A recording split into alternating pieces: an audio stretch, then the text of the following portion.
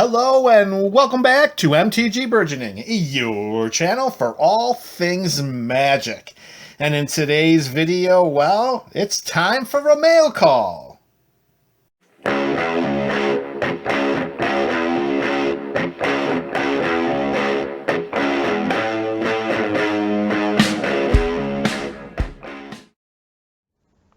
Thank you for choosing MTG Burgeoning for your Magic the Gathering content. Give us a thumbs up if you enjoyed this video and consider becoming a subscriber. Doing so supports the channel and makes you eligible for our various subscriber rewards series. If you would like to support the channel further, then click the link to our Patreon page in the description below.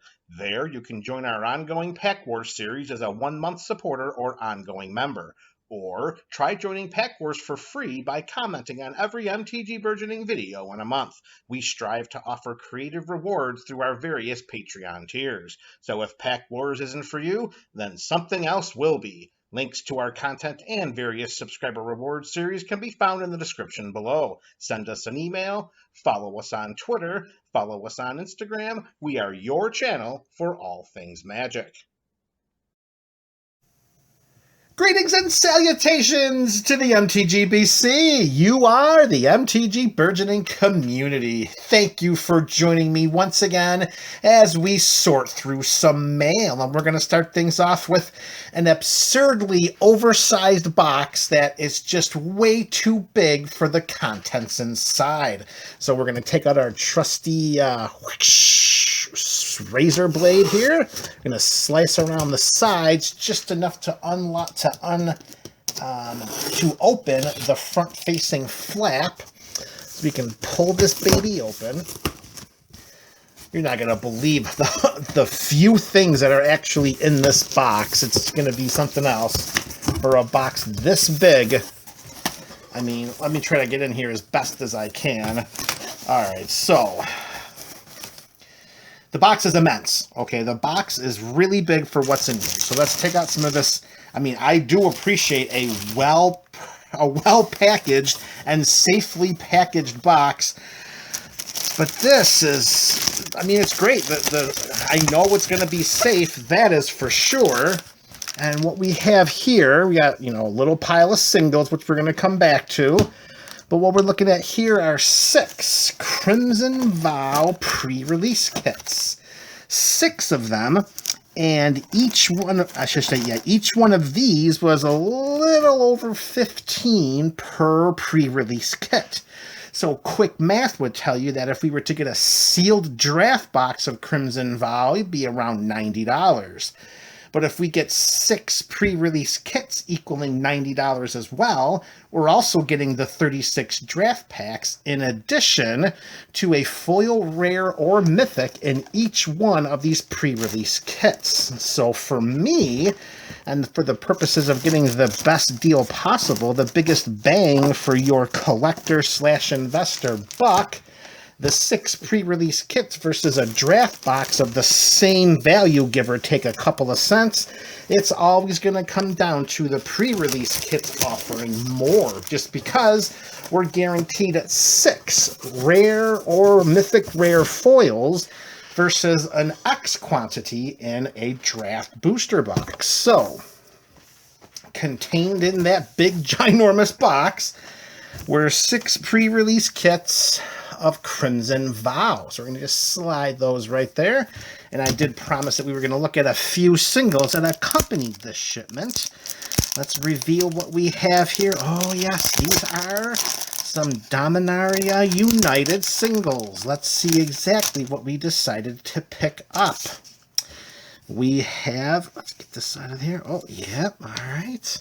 We have a Relic of Legends, which is going to find its way right into the Legendary Humans EDH deck that we have. We have an Urza Assembles the Titans, which is going right into the 5-color Super Friends Commander deck, which has yet to make an appearance on this channel.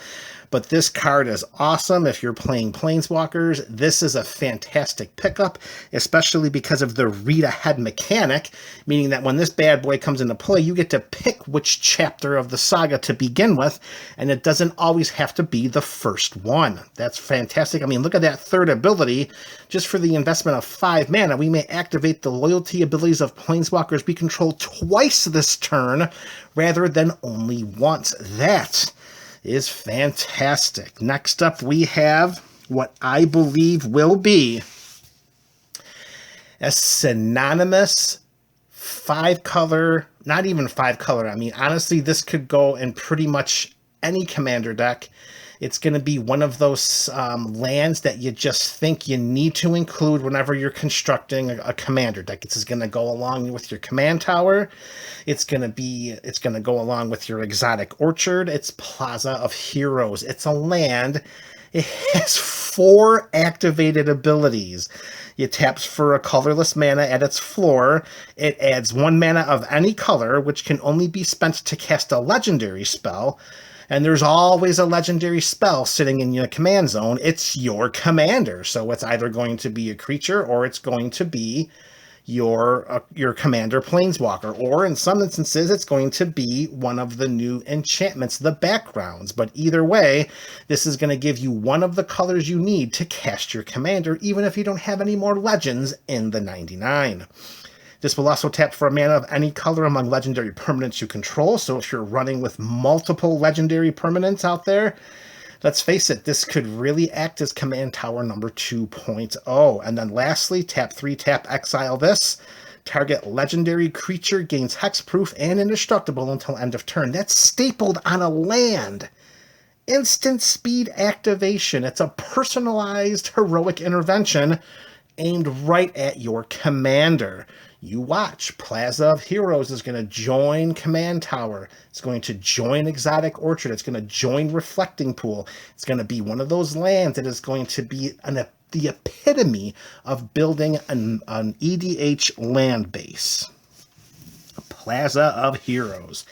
And next up, this is my favorite new commander card from the 2 pre-constructed Dominaria United decks, the Painbow and the Legends Legacy. This is my favorite card. It's Unite the Coalition. I play a lot of 5-color decks, and I think this is one of those cards that can just be included in any 5-color build because of the number of relevant abilities, the relevant modes that you can pick. Any of the 5 and all of the 5. You're going to cast this at instant speed, 2 in Wooburg. You get to pick any combination of the following modes up to 5 total. Target permanent phases out, protection. Target player draws a card. Who needs to draw cards, of course? Exile target player's graveyard, because no one runs graveyard shenanigans in Commander, right? Let's see. Does 2 damage to any target. That could be commanders, or it can be planeswalkers. It can be right to the face of an opponent, or destroy target artifact or enchantment. You can pick all 5 of the same. You can pick 3 of the same. You draw 3 cards, exile a graveyard, and then destroy an enchantment or an artifact for 2 in Wooburg. And the way that decks are built with the high number of mana ramp and mana rocks and the land fixing, casting this ahead of curve with the value that it presents on one card. This card is very, very cheap right now. At the time that I placed this order, I bought every single copy that they had because I think it's going to be one of those cards that's just going to increase in value and in playability. I don't know if the community just hasn't caught up to it yet. I don't have an answer for that, but I do know I have a lot of copies in my collection right now because I love that card, and that card is going to be a bonkers addition to any 5-color deck. Unite the Coalition every day of the week and twice on Friday Night Magic.